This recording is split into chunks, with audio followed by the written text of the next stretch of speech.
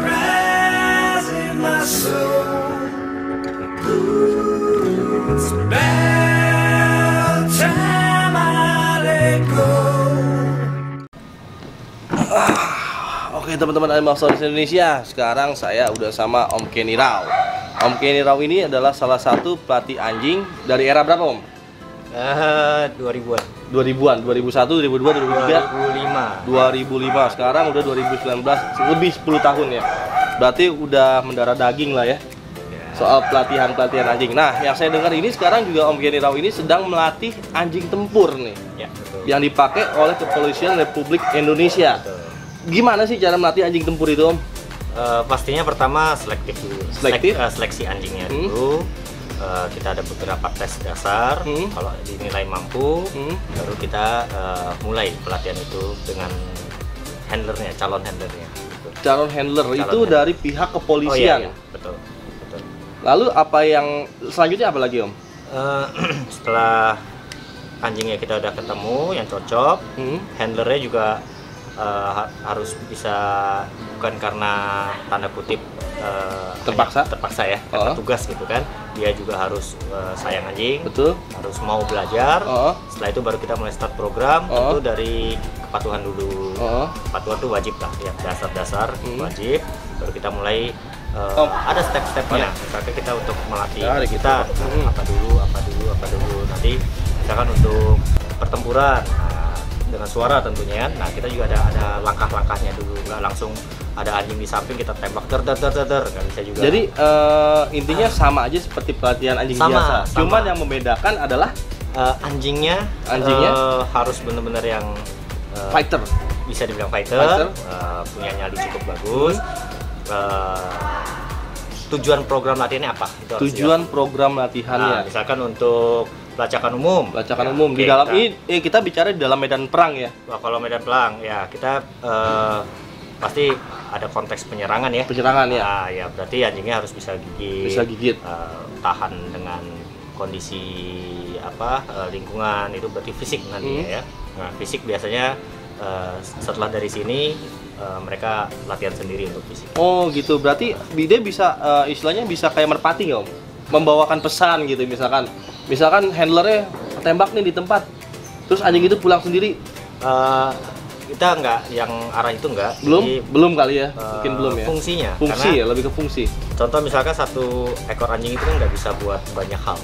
Contoh yang kita kerjakan sekarang ini kan lebih ke penyerangan, pelacakan umum, dan pencarian orang. Pencarian orang ini konteksnya kan juga bukan sardok. Beda lagi. Nanti untuk sardok mereka akan pakai anjing baru lagi. Oh gitu. Jadi ini pencarian orangnya misalkan pencarian orang maksudnya begini. Mereka sedang bertugas, tiba-tiba nggak tahu nih di depannya ada apa nih. Orang kah atau orang sipil kah, atau orang teroris kah atau apa.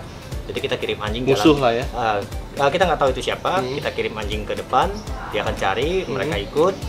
Begitu melihat ada pergerakan dari orang atau beberapa orang, anjing itu akan diam.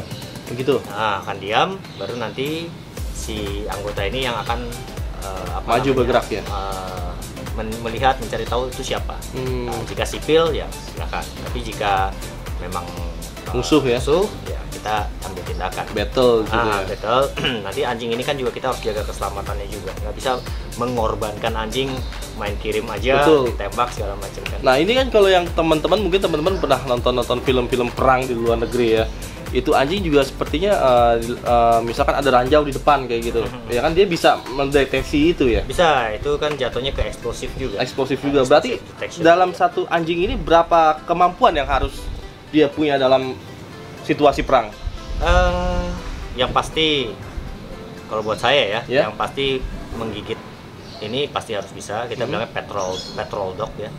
Lalu pendeteksian ini tergantung fungsi anjing ini mau dibikin apa dulu. Misalkan eksplosif ya kita ajarin eksplosif.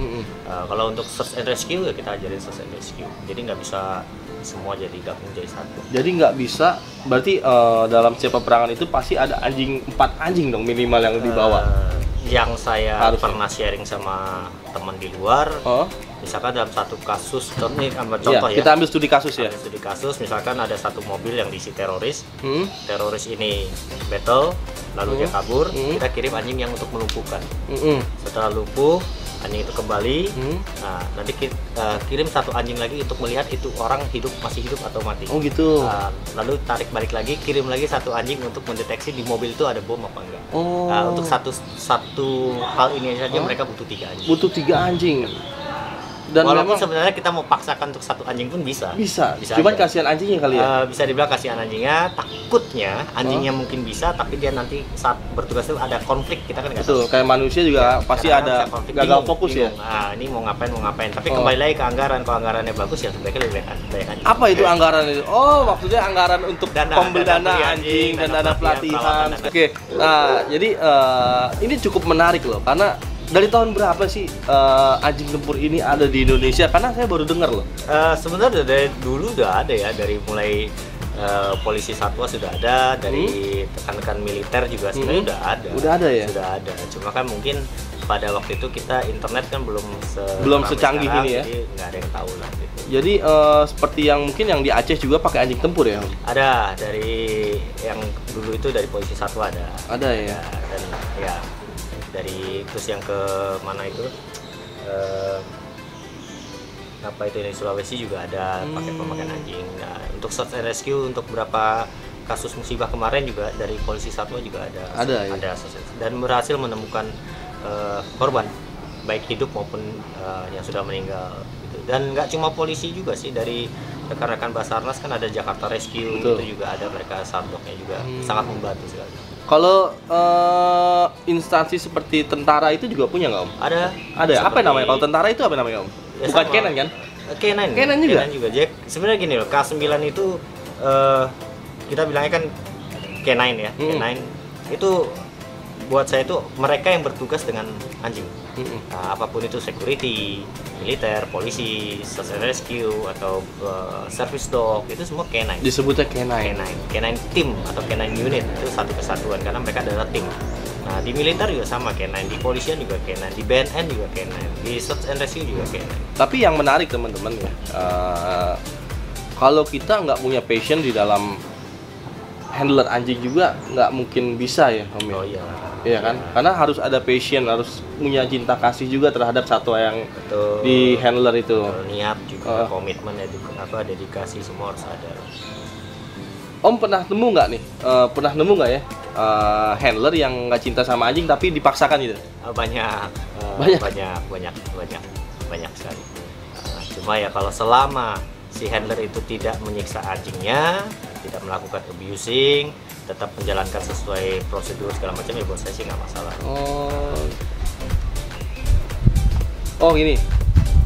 Terus kan juga ada beberapa apa ya dibilangnya, anjing yang udah pensiun itu kebanyakan disuntik mati, bener nggak sih Om? Di Amerika iya, yang saya dengar iya, tapi nggak semua ya. Maksudnya begini, kadang-kadang ada yang retired dog itu mereka dikembalikan lagi ke si pawangnya, menjadi anjing rumahan. Ada juga yang diadopsi oleh mungkin saudaranya si tentara ini. Tapi tidak semudah itu kan untuk adopsi anjing yang ada peraturannya, ada persyaratannya. Cuma itu saya kurang tahu. Tapi kalau dibilang disuntik mati itu memang ada, beberapa ada. Tapi yang diadopsi kembali pun ada. Ada ya. Jadi mungkin yang saya pernah baca juga ada beberapa anjing golden itu yang mati di Amerika, anjing polisi ya. Kalau nggak salah ya, mereka itu pas mau disuntik mati pun diberikan penghormatan besar-besaran. Besar-besaran sebenarnya enggak ya, itu memang sudah SOP-nya mereka. Seperti tentara manusia atau polisi manusia meninggal, tewas dalam tugas, ya seperti itu juga. Dan di Indonesia juga sama. Saya nggak lihat banyak, tapi yang saya tahu, yang pernah saya lihat dari video itu ada 2, salah satunya dari polisi satwa Kelapa II. Waktu itu juga dikuburkan dengan layak ya, militer. Itu mati karena apa? Sakit ya. Sakit. Lalu akhirnya di euthanasia ya? Enggak, memang jadi mati karena sakit ya. Karena sakit. Lalu yang di Sulawesi juga mati karena sakit, itu juga ada dikuburkan secara militer, secara kepolisian lah kita bilang. Jadi kalau yang disuntik mati itu benar nggak sih Om? Di luar iya. Di sini? Di sini saya belum pernah dengar. Kenapa itu? Memang tidak ada yang cerita. Belum ada yang cerita ke saya. Gitu. Ya, kalaupun misalkan ada, pasti mereka ada alasannya. Betul. Biasanya sih karena udah tua ya. Udah tua terus bisa kan karena penyakit. tua, bisa penyakitnya memang bagi mereka mungkin daripada menyiksa anjing lebih lama lebih baik diselesaikan, bisa saja. Iya, karena memang kalau sakit itu juga menyiksa sih buat si anjingnya. Buat saya memang itu kontroversi ya, tapi ya mudah-mudahan netizen atau dog lover bisa mengambil sisi positifnya. Tidak selamanya apa ya bilangnya ya, suntik mati itu kayak kejam atau apa, pasti mereka ada alasannya. Ada alasannya. Nah, tapi ini ada alasan, ada pertimbangan. Ada pertimbangan yang matang ya. Betul. Om, saya juga tahu. Om dulu ini saya mau sedikit nostalgia nih sama Om. Om dulu itu kan nge-rescue anjing juga, Om. Ya dulu sekali. Dulu sampai sekarang juga ada kok. Sampai sekarang juga ada. Kita di sini ini ada satu udah mati dulu. Yang masih hidup tuh ada 1, 2, 3, 4. Yang kita rescue masih ada 4. Tahun berapa pertama kali nge-rescue? Ingat gak, Om? 2000 berapa ya? 2000. Wah, saya lupa. Itu zamannya DNL. Oke, tahun 2000-an lah ya. Dogs Need Love. Lalu mereka berubah jadi 911 for Dogs. Nah, setelah itu saya udah mulai masuk aktif. Oh, itu di bawah 2005. Di bawah 2005 ya. 2005 saya mulai aktif di pelatihan. Siapa nama anjing pertama yang Om rescue? Ingat gak, Om? Aduh, saya lupa deh. Tapi waktu itu ceritanya ceritanya masih inget nih? Masih ingat. Itu anak anjing yang tinggal satu-satunya paling jelek. Nggak ada yang mau adopsi. Kakak-kakak saudaranya sudah diadopsi. Lalu teman saya titipkan ke saya. Kita iseng, kita latih basic obedience. Kita videokan. Setelah video itu disebarkan, hari itu juga banyak yang telepon mau adopt. Mongrel atau ras? Mongrel. Anjing jalanan. Nah, ini teman-teman ya, kadang kita nggak bisa menyepelekan juga anjing mongrel. Betul. Mereka juga bisa dilatih sebenarnya. Bisa. Kan? Nah, setelah kita latih basic bagus, cukup pada waktu itu ya, lalu pada mau, berarti saya berasumsi bahwa mereka bukan mau anjing ya, tapi karena anjingnya sudah pintar. Nah, itu juga menjadi motivasi saya waktu itu. Ya udah, kita latih anjing. Kita latih anjing. Salah satu motivasi. Jadi awal mula Om jadi pelatih anjing itu juga karena hal tersebut. Iya, salah satu dari hal tersebut. Oh, ini akhirnya terkuak kan yang teman-teman belum tahu nih ya kan. Om Kenny Rao ini kan sering begitulah di Facebook itu. Ya, dan di sini kontroversi nih. Anjing kita adopsi juga ada Shih Tzu. Ada Shih Tzu, ada Japanese Akita, ada anjing kampung 2 ekor. Dulu ada tackle 1 tapi udah meninggal. Nah, tapi untuk anjing kampung ini, Om, dia itu tidak akan sefokus anjing ras, bener nggak?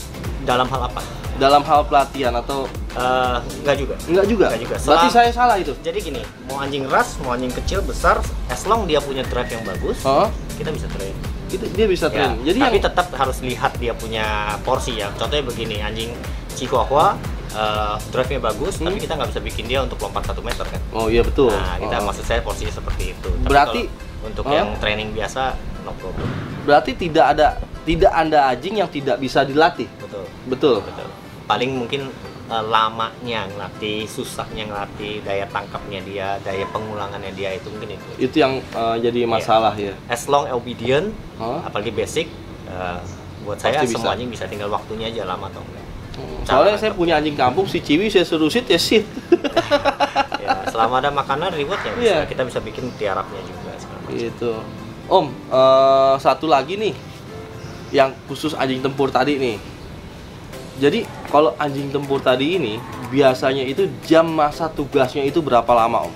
Kalau untuk anjing SAR itu kan yang saya tahu sejam juga udah terlalu lama kan? Ya, untuk pencarian searching itu. Kalau untuk anjing tempur ini apakah dia butuh fisik yang lebih kuat supaya dia bisa kerja lebih lama atau gimana, Om? Fisik pasti. Nanti kan sebelum dia diterjunkan di tugasnya itu kan ada latihan fisik. Latihan fisik ini berbarengan dengan timnya, centernya atau rekrutnya atau semua itu. Nah, itu kan dievaluasi lagi, nanti ada catatannya segala macam. Latihan ini bagaimana, berapa jam, keadaan anjing bagaimana, bla bla bla bla, itu ada reportnya. Ada reportnya ya. Nah, nanti begitu penugasan itu nggak mungkin dalam 12 jam terus berjalan terus minta, itu nggak mungkin. Nanti ada break time-nya. Ada break time. Tapi kadang-kadang kalau misalkan di suatu kondisi memang perang, benar-benar perang, itu anjing itu juga harus istirahat kan? Kalau sudah perang ya harus perang. Harus Cuma perang kan nanti kan fungsi anjingnya apa? Fungsi anjingnya apa dulu? Saat misalnya nih dalam kotak senjata. Nah, lagi kotak senjata nih. Ya nggak mungkin anjing yang dilepas lah. Nggak mungkin ya. Berarti ya di belakang ya. Di belakang untuk tugas yang lain. Bisa jadi kadang-kadang saya pernah lihat juga ada foto-foto dari teman-teman kepolisian itu anjingnya digendong. Saking sayangnya sama anjingnya itu. Mungkin anjingnya cedera atau anjing capek ya kan. Jadi kalau misalkan beda ya, anjing patrol dengan anjing yang tempur itu beda ya. Ada bedanya lagi, misalkan kayak petrol ada orang jahat bawa senjata, tembak di kerumunan atau aduan di jalanan misalkan. Nah itu bisa kita pakai anjing untuk kirim, untuk gigit tuh bisa. Tapi di suasana perang menurut saya sih ada konteks tertentu yang mana boleh mana enggak. Tidak membahayakan anjing, tidak membahayakan timnya juga. Betul. Jadi ada inilah ya. Ada aturan porsinya. Oke teman-teman Amazon Indonesia, kayaknya udah sekian dulu nih bincang-bincang bersama Om Kenny Rao, salah satu pelatih anjing yang memang disegani oleh pelatih-pelatih lainnya. Jangan lupa subscribe. Om Kenny Rao ada YouTube nggak? Saya YouTube ada tapi nggak terlalu, cuma posting video. Apa nama YouTube-nya sekalian Om? Kenners Line. Apa? Kenners Line. Kenners Line. Nah, jangan lupa itu juga di-subscribe teman-teman ya. Bisa lihat video-video dari Om Kenny yang melatih anjingnya sedikit-sedikit ya. Karena memang kita sebagai pecinta anjing juga harus harus menghargai satwa-satwa yang kita latih juga ya kan, seperti yang tadi Om Kenny sering bilang itu ya harus ada passion lah. Ya kan, passion yang memang kalau lu mau jadi pelatih anjing ya lu mesti cinta juga lu sama anjing ya. Kalau nggak mana mungkin lu bisa ngelatih anjing kalau lu nggak cinta ya kan. Respect anjingnya, tahu batas kemampuan anjingnya. Jadi ya sekian dulu, terima kasih Om Kenny. Sama-sama. Sudah diberikan kesempatan datang ke channelnya Om Kenny. Apa nama channelnya Om biar teman-teman tahu? Blackface. Ada lokasinya ada di Cibubur ya. Tepatnya di Jatiranggon. Jati Sampurna.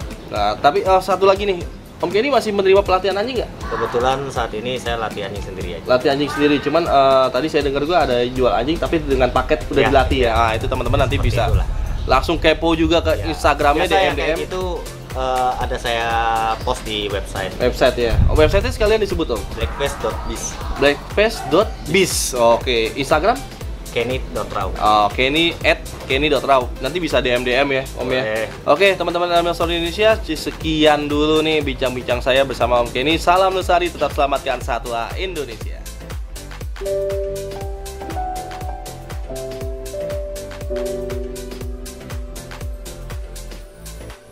Thank you.